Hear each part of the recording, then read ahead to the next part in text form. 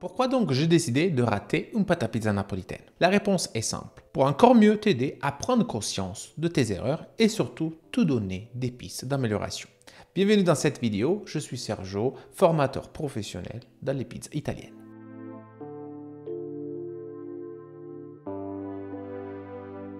Qu'est-ce que j'ai fait donc pour rater cette pâte à pizza napolitaine? En gros, j'ai commis plusieurs erreurs volontaires que j'ai notées et que je vais t'expliquer tout au long de la vidéo. La partie la plus intéressante, ce sera vraiment l'analyse du résultat final pour évaluer et surtout quantifier les dégâts de ces erreurs. La première chose qu'on va faire, c'est d'analyser le protocole que j'ai utilisé pour cette pâte ratée. On y va. Alors, la pâte ratée qu'on va regarder dans cette vidéo a suivi ce protocole. Donc, la farine utilisée, c'est une farine de type 00 avec un W de 280 et une hydratation de 66%. Dans le spécifique, c'était 1 kg de farine et 660 g d'eau. Pour le reste du protocole, donc j'ai effectué un pétrissage avec un pétrin spiral, le PEB Athena, sur 13 minutes. Ce temps est important parce qu'on va y retourner plus tard dans la vidéo. Un pointage de 2 heures à température ambiante autour de 25 degrés, plus 24 heures directement ATC, donc à température contrôlée frigo. Après boulage, la pâte a à nouveau reposé, cette fois-ci 4 heures à température ambiante, toujours en température de 25 degrés. On va démarrer la première étape avec le pétrissage. Donc, farine dans la cuve avec la levure et je vais rajouter la première partie d'eau.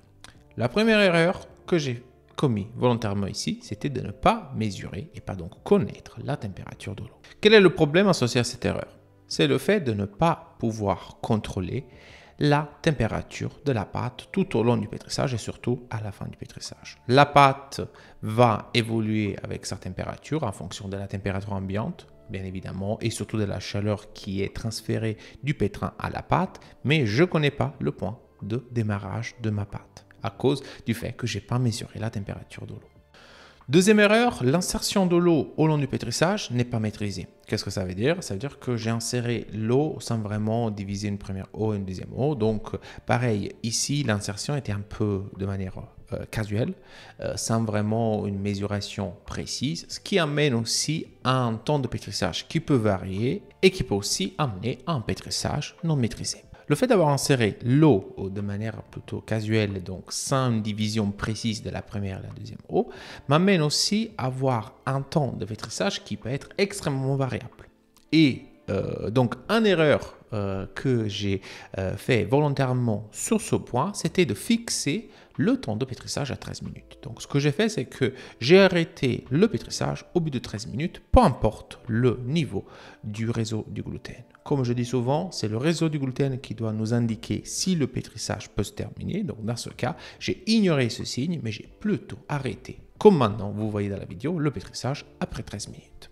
Malgré toutes ces erreurs, le pétrissage s'est plutôt pas mal passé. Vous voyez, le réseau, il est à peu près formé, mais quand je commence à tirer la pâte, vous voyez que le réseau se déchire. Signe effectivement que le pétrissage n'était pas correctement effectué.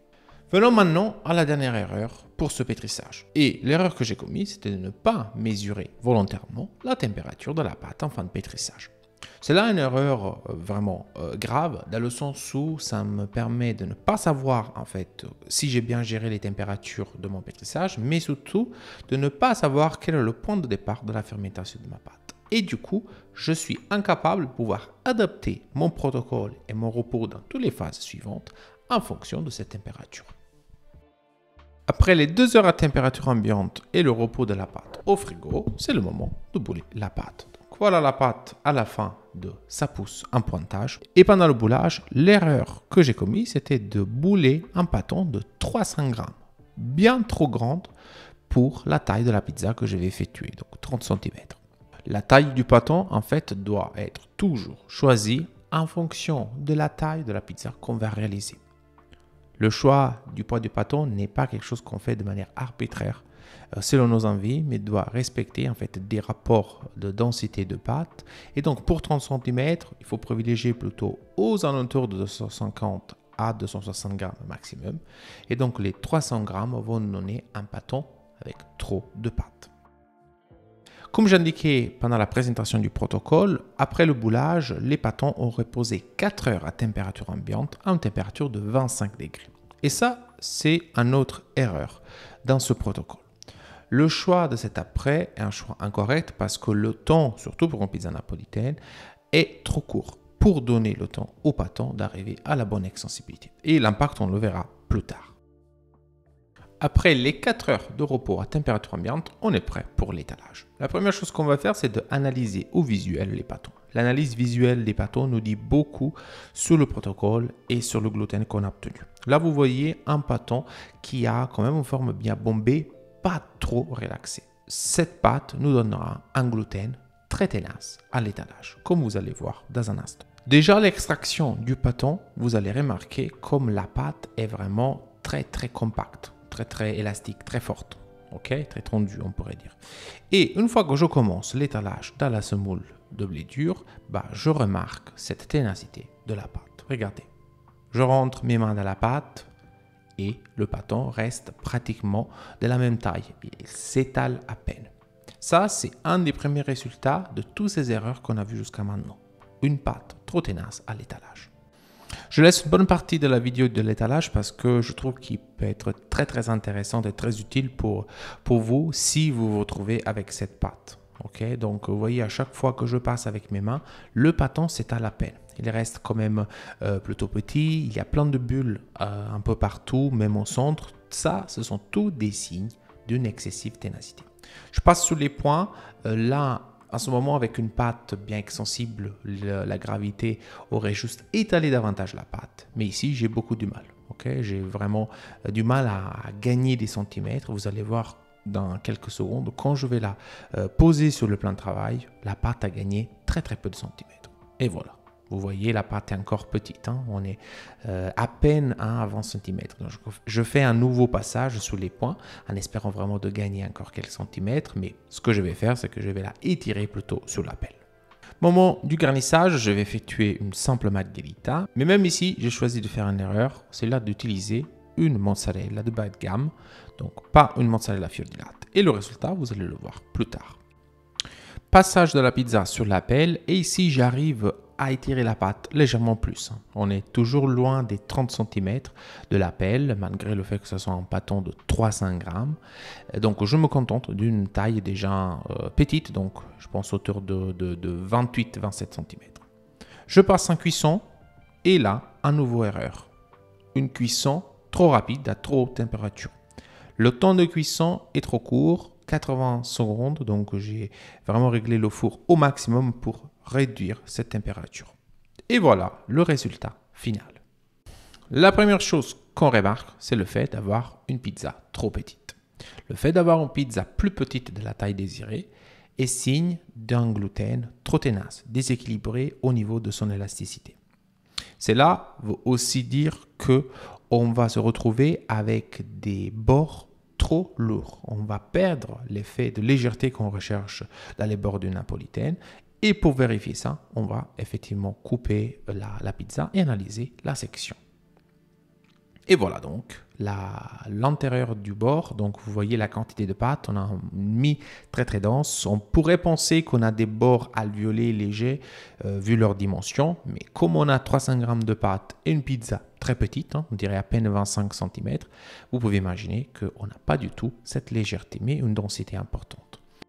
Je vous laisse encore regarder donc les bords qui semblent être aérés mais qui sont denses de pâte. Et aussi, je vous invite à remarquer la quantité d'eau que la mozzarella a relâchée dans notre assiette. Et ça, c'est un autre résultat lié au choix du fromage. Et un dernier impact de la cuisson trop rapide, c'est le fait que cette pizza, après quelques minutes, elle était extrêmement caoutchouteuse. Donc, une cuisson non maîtrisée fait perdre aussi l'effet de légèreté après la cuisson. Venons maintenant aux conclusions après ce test de pâte ratée. Et plus dans le spécifique, on va analyser l'ensemble des erreurs et les impacts sur le résultat final. Regardons donc d'abord les erreurs, ici sur la gauche. Première erreur, la température de l'eau non mesurée au début du pétrissage. Comme vous avez vu dans la vidéo, j'ai inséré l'eau sans connaître sa température. Ça, c'est une erreur critique. Pourquoi? Parce que cela m'empêchera de savoir comment la pâte va chauffer tout au long du pétrissage. Deuxième erreur, insertion de l'eau imprécise pendant le pétrissage. Le fait d'avoir inséré l'eau un peu de manière casuelle entre la première partie et la deuxième partie m'a amené à une certaine variabilité dans le déroulement du pétrissage. Et donc, c'était difficile vraiment de savoir au niveau du timing le pétrissage. Et cette deuxième erreur était renforcée par le fait que le temps de pétrissage était fixé à 13 minutes. Malgré le fait que l'insertion de l'eau n'était pas standardisée et donc plutôt imprécise et casuelle, et ben cela amène un temps de pétrissage variable, mais malgré ça, j'ai donc fixé le temps de pétrissage à 13 minutes. Donc le gluten n'était pas vraiment formé à la fin des 13 minutes, mais malgré ça, j'ai quand même arrêté le pétrissage. N'oubliez pas que le temps de pétrissage n'est jamais l'indication de quand s'arrêter de pétrir. C'est plutôt l'état du gluten. Quatrième erreur, la température de la pâte à la fin du pétrissage, je ne l'ai pas mesurée.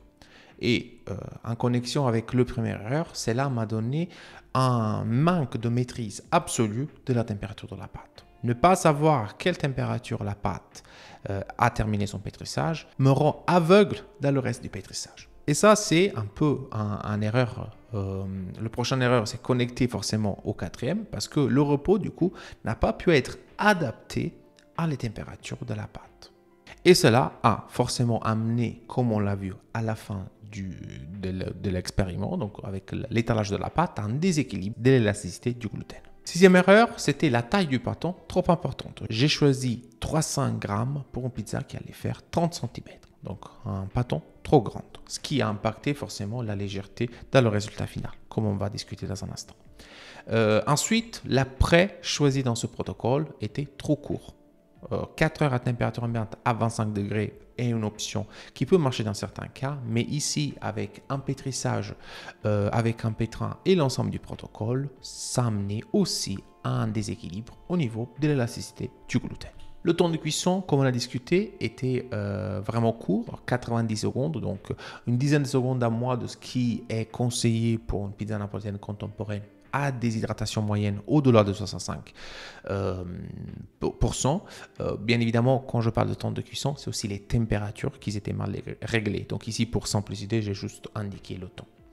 Et la dernière erreur, pas négligeable, c'était le choix de la mozzarella. J'utilisais juste une mozzarella traditionnelle bas de gamme plutôt que de la mozzarella fior di latte.